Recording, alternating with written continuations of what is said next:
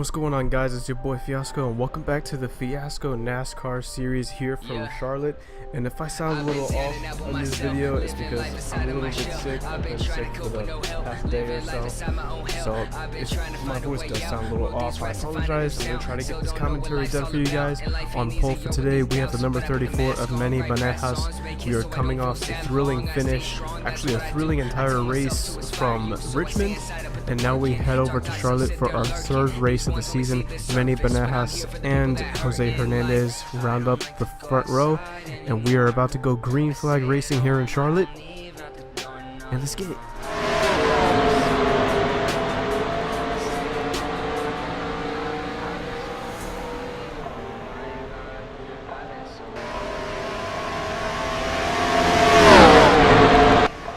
You see Manny getting a huge jump off of the line right there.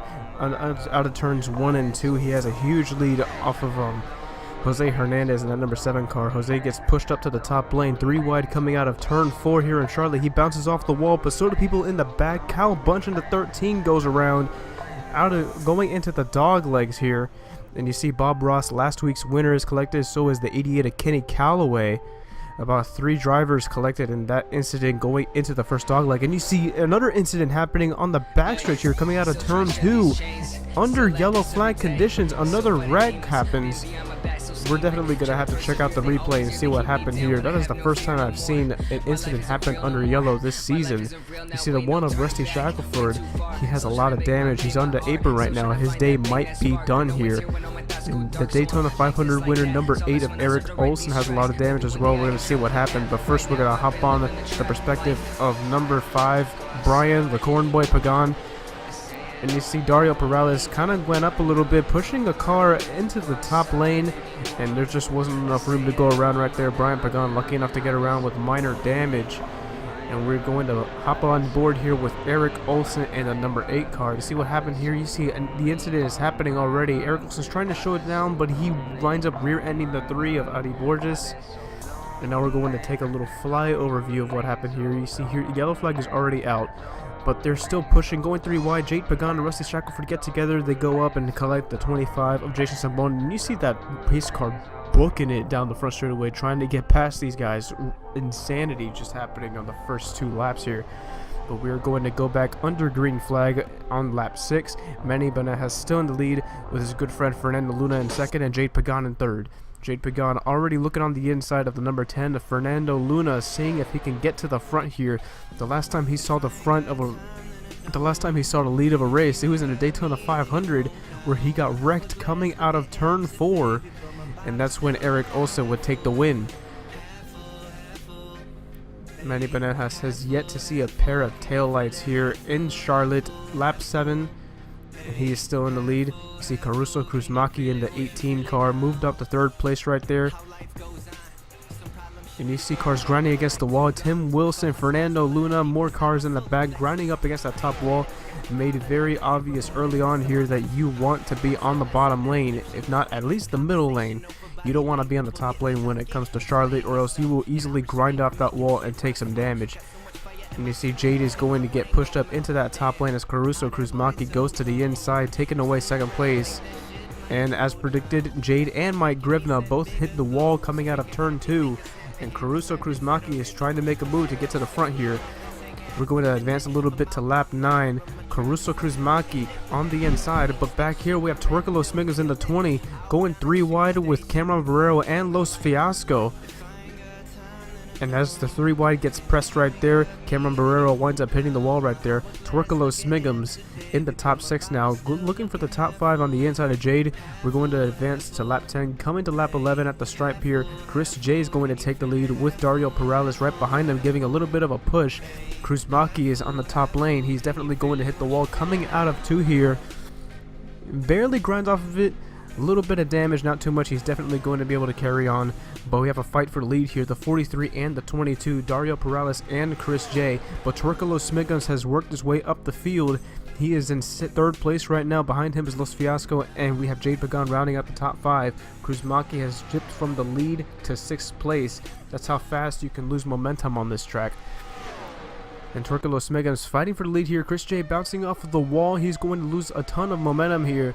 And Torkilo Smegham's fighting for that lead. He's on the inside looking for the lead from Dario Perales. But we also have an intense fight for third place. Los Fiasco winds up grinding up against that wall. Kruzmaki finds some space in between Nieto and Pagan. And we're going to have a little bit of an advance here to lap 16. Coming to lap 17, Torkilo Smegham's bounces off that safer barrier coming out of turn 4, and Alex Nieto has fought his way from the back to the front. Two Joe Gibbs racing cars in the top 2 right now, and we also have Sean Riguez in that 17 car. He's always been contending for wins this season, but hasn't been able to seal the deal. He got collected in a wreck last week in Richmond, and he was a part of that spectacular finish in the Daytona 500, seeing if he can take a win this time here in Charlotte. Behind him, Torkilo Smegham's and Mike Grivna rounding out the top 5. And it's going to be interesting to see how Sean Riguez manages to get past these two teammates of Joe Gibbs Racing, as he might have just passed one right now. He's side by side with Alex Nieto on the backstretch, but we're going to pick it up here on lap 20. Coming to lap 21, you see Cal Bunch ahead of the 2 leaders right now, to another 2 Joe Gibbs Racing cars. We have Torkilo Smegham's and Caruso Kruzmaki coming up to Cal Bunch. He has lap traffic. He will definitely play a role here on what happens. And Torkilo really doesn't get bothered by the lap car right here. Dips right to the inside, doesn't lose any speed at all. Mike Grivna is getting pushed by Chris J here, coming to the stripe here. Around 13 laps to go, and we have a wreck coming into the dogleg once again. We have Cameron Barrero, Dario Perales. He's sliding up against the track, and he collects Fernando Luna. A massive wreck on the front stretch here at Charlotte. A lot of damage, a lot of carnage. Los Fiasco is involved. Fernando Luna, Dario Perales somehow still operating that vehicle right there. And I think at the stripe, Torkilo Smegham's was leading the race. And we're going to pick it up here in a little while, but we definitely have to check the replay to see exactly what happened. I think it might have been the same case as the first strike, just not enough space to go around. You see Cal Bunch was there, but he wasn't the cause of the incident. You see Sean Riguez also got involved once again, running up front, had a chance to win the race, but just can't close it out. Just collect in another wreck here. You see Fernando Luna, winner of the preseason race in Chicago, winds up getting collected again. You see Alex Nieto, again, amazing wreck avoidance by Nieto here. He's been showcasing his ability to avoid wrecks all season long. And Fernando Luna, you see here, he does not let off the gas whatsoever, and that hinders his ability to be able to avoid this wreck. Absolutely nowhere to go. Dario Perales slides back up the track, and then he gets collected. So now we're coming back to the stripe here. 8 laps to go. Torkilo Smegham's is in the lead. Behind him, Chris J, Mike Grivna, Caruso Kruzmaki. You see Cal Bunch in the mix there, but he is a lap down. He will not be contending for this win. He might be holding back Alex Nieto here, who is in 5th place. And let's see what happens.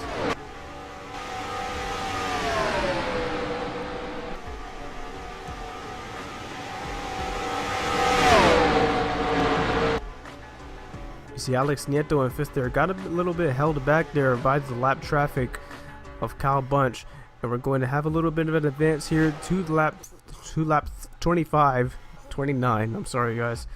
With 5 laps remaining, Caruso Kruzmaki on the inside of Torkilo Smegham's right there in the middle of turn 3 and 4, trying to make this pass happen. Torkilo hits the wall right there, and Kruzmaki is in the lead with 5 laps remaining. You see Mike Grivna trying to catch up on him, but Torkilo might have too much speed. As we come to the white flag here, Caruso Kruzmaki has about a 3/10 lead on Torkilo Smegham's. Smegham's is going to have to run a fantastic lap, and Kruzmaki just needs to keep steady in order to hold on to this lead, and he has his first ever victory in the Fiasco NASCAR series. Coming into turn 3, in the middle of turns 3 and 4, and coming out of turn 4, he relatively has the same lead. Caruso Kruzmaki is going to win here at Charlotte. What a race ran by Caruso Kruzmaki, hitting the wall early on but coming back to win the race. And here we have our final results. Kruzmaki, Smegham's, Grivna, Benehouse, and Pagan in the top 5. Borges, Callaway, Nieto, J, and Fiasco rounding out the top 10. And we're going to head over to our points Despite having a less than stellar race, Eric Olsen is still on top of the standings. Then there's Kruzmaki jumping up from 11th to 2nd, then Bob Ross, Martinez, Wigglestiff, Riguez, Hernandez, Callaway, Benajas, and Fiasco rounding out the top 10. If you guys did enjoy this video, be sure to leave a like, comment, and subscribe. If you want to join the league, leave a comment down below with the name and number that you want. I'll let you know if it is available. Our next race is going to go back to the short tracks. We're going to hit Bristol next time, and I will see you guys in the next video. See you. Yo, was my office, tried to help out all my friends, but had to learn that some just don't want it, so I try to move on, keep it going, always write new songs, take a break and then come back strong, only path that I've known too long, yeah.